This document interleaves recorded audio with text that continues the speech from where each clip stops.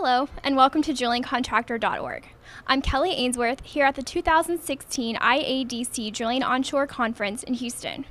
Earlier today, James West of Evercore shared his outlook for the global oil market. He's here to tell us more about that outlook. How are you doing today, James? Doing well, thank you.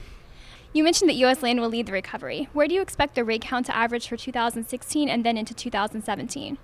Right, so we think the recovery will happen in the U.S. land market first. It always does. The E&P operators have more flexibility with their capital spending budgets. For the rig count, we think the rest of this year we're going to be kind of flattish. So we may lose another 10, 20 rigs from the U.S. land rig count, but probably flat until year end as E&Ps rebuild their balance sheets. Now next year we're looking for the rig count to grow by about 200 in the U.S., so that would put you at an average of roughly 500. And this recovery is not going to happen rapidly or immediately. What are some of the factors that will moderate the recovery? Yes, we think it's going to actually be very hard to see a recovery given the decimation or the destruction that's happening in the oilfield service industry, particularly on the completion side. So I think there's going to be three factors that limit the recovery. One will be just pure labor. So if you look at labor statistics in most of the big drilling states, they are where they were pre-oil price crisis.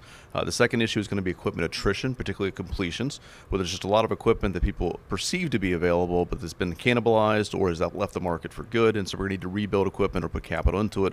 The third issue is going to be working capital. The service industry is going to need a humongous amount of working capital just to get back to work because they've stayed alive and survived this downturn by flushing their inventories. They'll need to rebuild those inventories.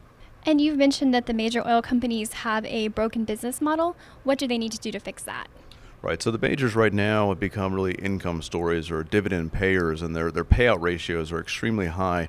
I think what they've failed to do is invest in their business. They also probably need to rethink the structure. So it's either going to be M&A, so buying U.S. independents to gain access to production leverage, or I think they could also break up like a ConocoPhillips did, spinning off, say, their refining assets, becoming more of a pure play E&P company. Well, thank you for joining us today, James, and sharing your insight. You're welcome. Thanks for having me.